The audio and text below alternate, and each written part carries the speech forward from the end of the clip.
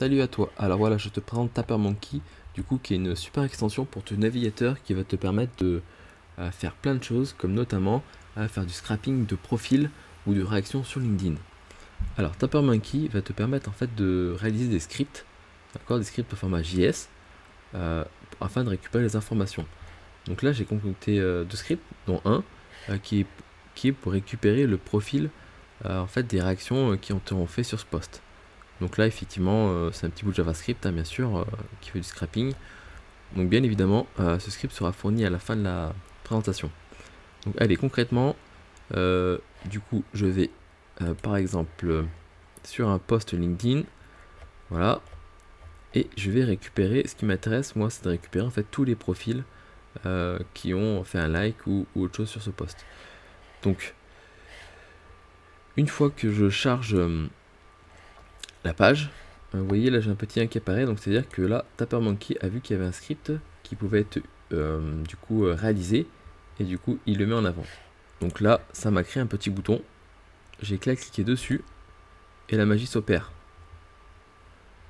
Donc là ça met quelques secondes, donc c'est en fonction de la taille bien sûr de vos commentaires et de vos réactions, ça mettra plus ou moins de temps. Donc là j'ai accès à deux fonctionnalités, soit je peux télécharger le CSV, voilà, donc on peut faire là, hein. Tac.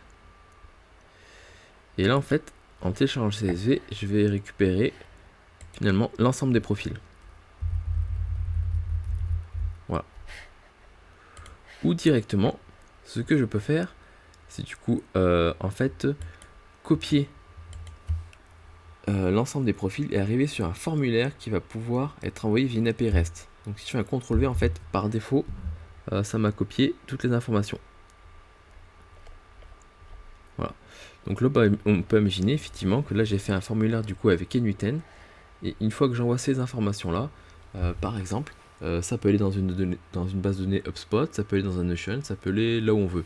Il suffit juste en fait de parser et de traiter le JSON reçu, et c'est parti. Alors attention, en utilisant ces scripts, vous pouvez éventuellement avoir des bans LinkedIn, donc il faut y aller très prudemment. Voilà. LinkedIn a différents moyens pour au final vérifier que ce ne soit pas un bot qui fasse cette action. Mais voilà.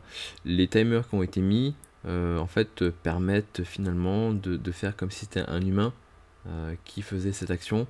Par contre, je vous engage à ne pas faire ça 50 fois dans la minute qui arrive, parce que là effectivement ça pourrait être détecté en tant que bot.